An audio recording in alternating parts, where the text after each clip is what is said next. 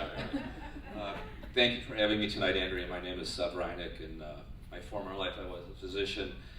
Currently, I have a few corporations titled the SEV Group, and under that, my companies do healthcare, technology, and real estate development. We're an international company. 30 years ago, I was just a practicing physician here in Chicago. Things have changed, which I'll talk about later as we go table to table. I lecture extensively. I'm still a professor up north at Rosalind Franklin University at the School of Medicine. I still enjoy doing that, and of course running all my companies.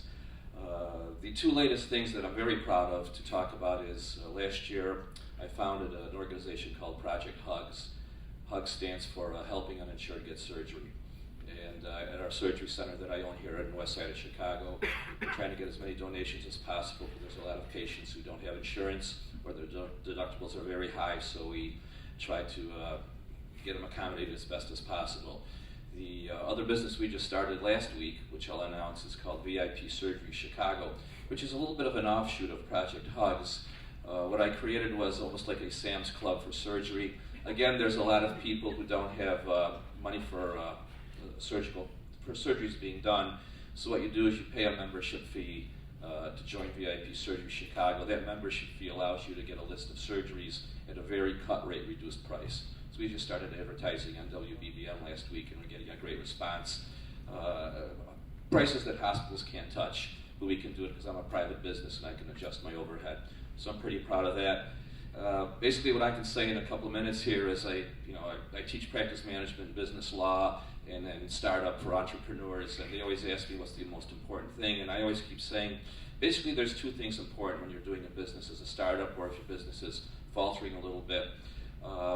Number one, I always use the example, and I'll talk about that.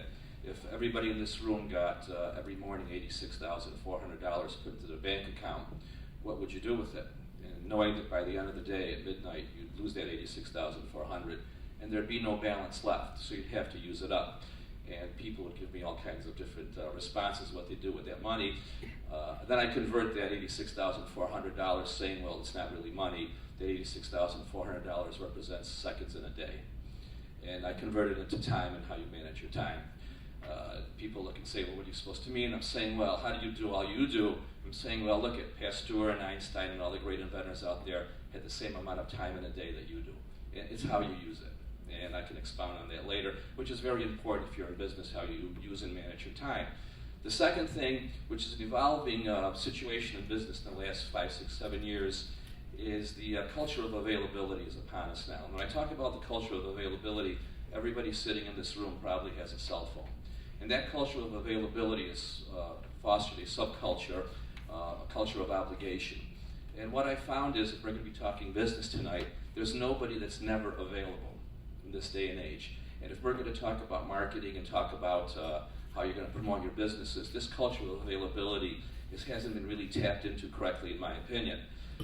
Meaning, yes, we're going to get the scores of the basketball game on our phone or a news headline, and it's evolved in the past few years that I'm going to take a picture of myself in a second with my cell phone, and I'm taking current reality, and I'm going to tweet later, hey, guess where I was lecturing at? And we're going to post it on Facebook, and we're going to tweet about it.